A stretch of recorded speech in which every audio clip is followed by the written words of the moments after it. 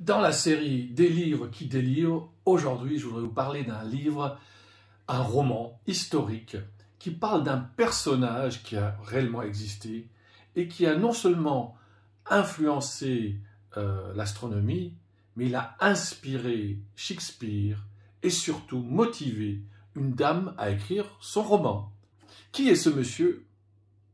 Ce monsieur s'appelle Tycho Brahe. Le nom ne vous dit rien. Attendez, écoutez la suite.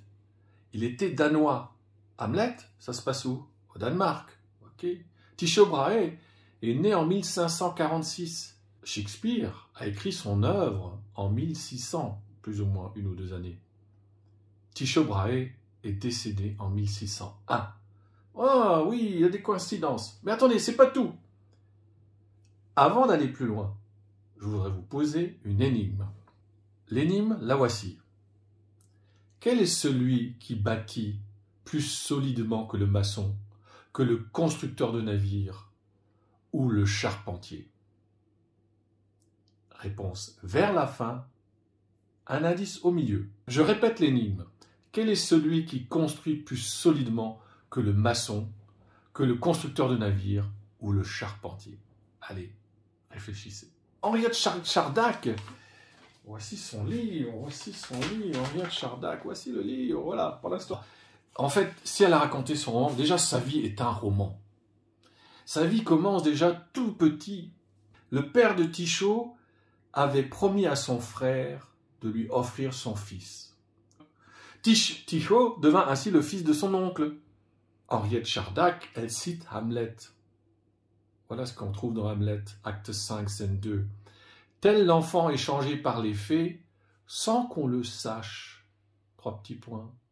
Mystère, vous voyez? Beaucoup de mystère dans l'histoire de ce monsieur. Et puis surtout, ce monsieur, il est à l'origine d'un centre de recherche, du premier centre de recherche européen, principalement dédié à l'astronomie. Ce centre s'appelait Uraniborg. Eh bien, à 4 ans, nous dit Henriette Chardac, Tycho aurait demandé à son serviteur « À qui appartient le ciel ?»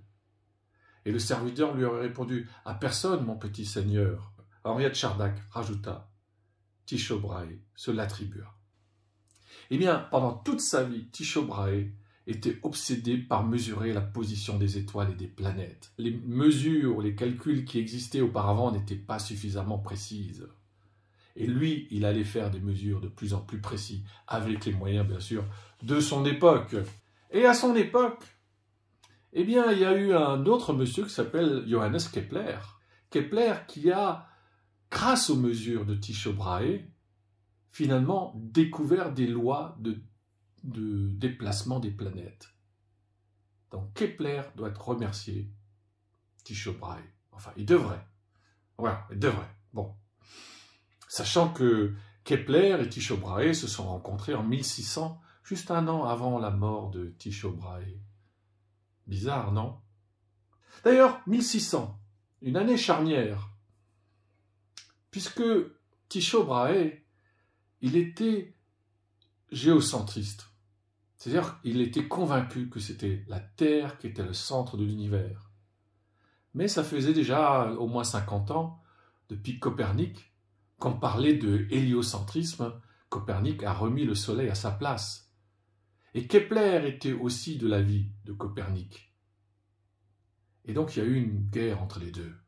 Mais ceci explique d'abord qu'en 1600, on a brûlé vif un astronome qui s'appelait Giordano Bruno, parce que justement il défendait cette thèse héliocentrique, parce que ses calculs n'étaient pas en accord avec les écrits, les fameux écrits.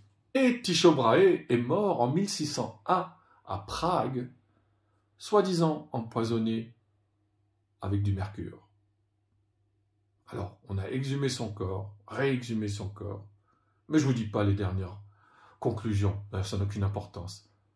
C'est beaucoup plus intéressant de garder le mystère. D'ailleurs, à propos de mystère, est-ce que vous avez trouvé l'énigme?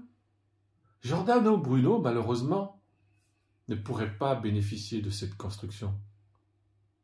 On n'aura jamais pu, il ne pourra jamais bénéficier de cette construction. Alors, non seulement Tycho Brahe, vous voyez, il Il était au Danemark, il a créé un centre de recherche, il a fini sa vie à Prague, à la cour de Prague, et soi-disant empoisonné. Mais très jeune, il a eu un duel avec un cousin, et ce cousin lui a cassé le nez. Et c'est pour ça le livre de Henriette Chardac. L'homme au nez d'or. L'homme au nez d'or, vous voyez. Parce qu'il gardait toute sa vie une prothèse en or sur le nez.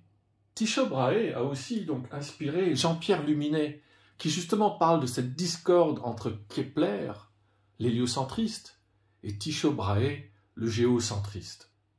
L'un qui était pour la nouvelle vision du monde et l'autre qui était encore pour l'ancienne, malgré ses mesures très précises.